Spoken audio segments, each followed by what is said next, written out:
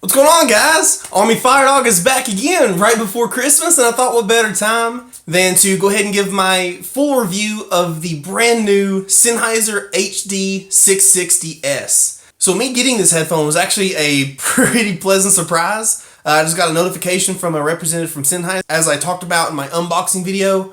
So I have really enjoyed my time with the brand new HD660S, and I did a lot of A/B comparing it with the original and legendary HD650. And I'll of course talk about those comparisons throughout the course of the video. But of course I like to start with the construction and then I work my way down. So starting with the construction of which, the construction of the Sennheiser HD660S is, I want to say it's a little bit less or worse than that of the HD650. The HD650 was, it was acceptable. It's not the greatest quality in the world, but for $500, I really would expect something more than plastic. In the case with the HD660S, it might just be where it's how it's painted, but by holding them directly side by side with each other, the HD660S just feels like a cheaper overall product in terms of its construction. The plastic, it just doesn't feel as premium of a plastic. So the aluminum band still has a ton of adjustability, just like the original did. So unless you have a super small head, which this is a smallest setting, so unless you have a head smaller than this, you're going to more than likely find an adjustment setting that is perfect for you. Now, the pads are much denser than that of the original HD650s. It's not just when I first looked at them, like, yeah, that's definitely denser or thicker, even holding them side by side. Here's the HD660S and the HD650. If I can get a little better light, you can see just how much thicker, not how much, it's a little bit, not much, but the 660s is notably thicker and denser than that of the HD650. To me, and in my opinion, that is actually a really good change. The original HD650, my ears would, not much, but it would occasionally brush against that cloth on the inside of the drivers. Not enough to really become annoying, but it was brought to my attention nonetheless. On the HD660S, it kind of sort of the main tip right here of my ear may brush the cloth, but I only notice it when I'm consciously thinking about whether or not it actually is touching it. So I think that was a really good touch that they did. The grill is still a metal grill and actually made a really cool raised bevel. There you go, that's a good shot.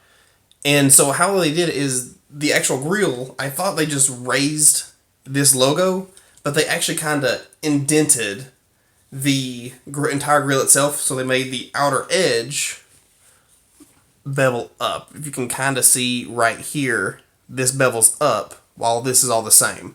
That's really cool. It's no sonic thing. It doesn't do nothing super. The swivel of the headband, I think, is actually less than that of the HD650. It doesn't have a whole lot. So this is about all you're going to be able to turn it, is about that. That should be all you need. That's actually quite a bit. You shouldn't need more than that to find a comfortable spot on your head. But compared to other headphones, I can pretty much swivel a full 90 degrees or 180 degrees, whichever way you want to consider it. It's not a lot of movement nonetheless. The cable is detachable at the headphone. So that is a really nice feature. It's still a pretty dense cable. Now, as for the cable itself, it's an acceptable material. They didn't change it from the original 650. It's the same thing, but it's not shielded, but it's relatively tangle free. I never personally had any issues with it tangling. Microphonics, I did not have any of it because I usually while I'm listening to it, it's usually laying right here because I'll usually lay down when I'm listening to music. So I swivel around it, brush it against my clothes, whatever else it may brush against. I personally heard nothing. So though it's not appearance shielded like the HD800S cable or etc., it's still very good for the microphonics and the interference. I didn't hear any of that either. So, truthfully, very well done. Despite it being made of a really cheap plastic, which for $500, I really think they could have done better on. I really do. But overall, I will still rate it as acceptable. I've seen better. but I've also seen worse. Now, moving on to the comfort section. So how long is the comfort? How long can I wear these headphones without getting fatigued, or do I get fatigued at all? Well, in my original HD650 review, I compared that to kind of like a bag of sand molding to your hand versus the marshmallows kind of meshing to your head. It's much more firmer, but it's not uncomfortable. It's just a more firmer experience. Well, the HD660S is... I thought about this correlation when writing my written review, but it's like getting a really firm hug from a relative that hasn't seen you in a long time, that's really missed you. It is very, very firm. This may, like I said in the unboxing video, get better as time progresses. However, when you first put it on your head, and throughout time didn't make it stretch out anymore in my 1-2 weeks I've had this product, so it may just be it's firmer, but it sits on your head pretty snugly. Now, an option I have personally done to help with this, use at your own discretion for your personal headphones, I do not condone this, but it did help me out, is I took the band and I just very slightly, just went like with a thumb, pushed down in, not on the headband, not on the plastic, I held it here, and then I just kind of bent it right there in the middle, just a little bit to relieve some of that tension. Not a lot, just a smidge. And for me, that did exactly what I needed it to. It relieved some of that pressure, and now it just sits very nicely on my head. Again, do that at your own discretion. But the pads, I really like what they did with the firmness. It sits, like I kind of mentioned in the construction setting, the padding, here we go, get a better look of it, is much denser, so that way it doesn't have any give on your head. It just sits. It has just the amount of give for it to get comfortable on your head and mesh to your head shape, and then that's it. It sits very, very nicely. There's no movement. I can lean back, forward, and there's no sliding whatsoever. I really like that. So regardless if I'm watching a movie, so other than it's really firm pressure when you put it on your head, I think they did a great job on the comfort. It's a really comfortable headphone to wear. I've worn this for several, and well in excess of 5 hours at a time without any discomfort whatsoever after or post slight bending that I did on my own. So now moving on to what y'all care the most about, and that is the sound quality. So how is the supposed successor to one of the most legendary headphones ever to grace audiophilia?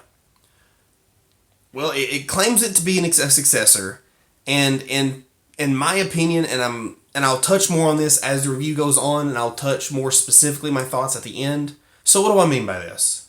So the sound of the HD660S, as opposed to being a very calm, very relaxed presence, a very musical enjoyment like the HD650 is known to be, the HD660S is a very mid-forward and bass-forward presentation. The treble is actually still very relaxed. It's a very calm treble that actually is still very detailed. I get all of the energy and the extension and the highs that I expect and I would really like to hear. However, it's not as balanced as what I would think a successor to the HD650 would be. The 650, in direct comparison, is a very neutral headphone in direct comparison to this. So when you're listening to vocals or acoustic music, I really, really, really enjoy listening to the HD660S. The artist sounds so realistic. If you're regardless if it's male or female, acoustic instruments like a guitar, a cello, mainly those mid-frequency response acoustic instruments, they just sound so much more lifelike and more closer to you than I've gotten used to on the 650, that for just that musical enjoyment and acoustic instrument listening, the HD660S has just nailed that response. On that note, the imaging, which I kind of touched on as well, if someone were to come up to me and ask me, hey, Firedawg, which of the two headphones, the original Old Faithful HD650 or the new HD660S, which do you think is the better for imaging? And that one's difficult to answer. In terms of overall presentation of the broadest of genres, I would side with the HD650s. It plays very well with the most genre of music. Now, if you are listening to, as I'll reiterate, acoustic, very mid-focused, or actually classical pieces, I really think you would enjoy the brand new HD660S. In that frequency band of mids and in the upper bass line, these are just beautiful. It's especially on guitars and cellos. I mean, it forces you to close your eyes and just experience and then see the reverb of that string. The artist plucking his or her fingers across the string. It's a truly engaging experience. Now, Soundstage, this was really hard for me to kind of dictate because at first I thought they really reduced the Soundstage because of the mids and the bass more forwardness versus it being laid back. It makes the Soundstage sound smaller. However, if I listen to more like classical, they sound, to my ears, identical. I don't think they have changed the soundstage at all. So that very, not hugely vast soundstage, but a comfortable level. You can still place where things are in the orchestra or the ensemble, just as good on the new ones, the new 660S, as you could the original 650. So that's a really cool touch. So let me try and talk about the individual aspects of the audio spectrum now, so maybe I can kind of relay a little bit better what I'm trying to portray the HD660S sounds like. So starting with the treble, the highs on the 660S is, as I mentioned earlier, it's very clean. It's pretty neutral response in all honesty.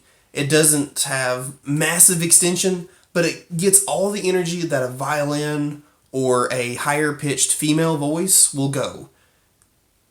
But where it's neutral in respect to the mids and bass forwardness, it kind of overdoes the treble, so you can't get that full enjoyment of the treble. It's not subdued, it's just outplayed by the rest of the band. So for those of you who really like the violin music, higher pitched female or even pianos, you may not find you'll be enjoying it as much as you usually can on the HD660S. Treble on the 660 is more of an accessory versus the main focal point. That's actually a really good analogy I just thought about. So that's how I would describe the treble on the HD660S. The mids, I personally, y'all know how much I love the mids. It's the window to the soul. You get all the emotion and just the feelings that the artist is trying to portray. And the 660S has done a truly beautiful and fantastic job on their mids. It's the forwardness, the intimacy, the musicality of the 660S, for my ears and my taste, is just wonderful. It is such an enjoyment to just sit back and just listen to your music. I have no complaints with what they've done with the mids. Wonderful job, Sennheiser. The bass also is much more pushed forward than on the original 650. And just as the 660S has its own individual headphone, you have the mids and the bass are about right here together. They're both pushed forward. So your bass drums, so now the 660S plays really well, to me, with rock music, some metal music. Now if you're a bass head, you're not going to get the super rattling, pounding bass notes. That's not what I'm saying. But what I'm saying is the bass is much more friendly now on the 660S than it was on the original 650s. I personally didn't enjoy listening to a whole lot of rock and metal music on the 650s because everything was just kind of calm and didn't give me that bob my head experience that I like to listen to with rock and metal. The 660S, however, is actually really enjoyable. I'm not saying it's the best headphone, but it's pretty darn enjoyable to listen to it. And then for a dynamic driver headphone, the bass is surprisingly well controlled. Like it hits, you get a nice bass punch, and then it just goes away. It has a very, very minimal decay. So, in conclusion, my final thoughts on the HD660S, as I touched on the main beginning of the sound, I truly think it is a mistake for Sennheiser to call this the successor to the HD650. What a successor is, in my opinion, is the HD800S to the original HD800. It didn't completely get rid of that headphone. It just took what was slightly off about it, which was that treble peak, adjusted it, and then here you go. There you go. We made slight little adjustments to it. And that is a successor. To me and to my ears, the HD650 and the brand new HD660S are two headphones. This is not a successor to this. The sound characteristics are just too different. This is not a upgrade from this, in my firm personal opinion. I think they should have the HD600, HD650, and an HD660S as their 3600 line. That is what I believe would happen. So I really think, because these pair really good together. If you want a calm, relaxing headphone, 650. If you want a forward, musical, just kind of fun-ish headphone, the 660S. Now, I will say it is cool that these are more mobile friendly than the HD650. And goodness knows the HD800S. Much more mobile friendly. But, and this is the last negative I'll leave off on, because my final thoughts I'll say on this one is this is a really good headphone. For those of you who are looking for a great musical and relaxing but still have a fun punch sound headphone, you can't go wrong with the 660S. This is truly a wonderful headphone.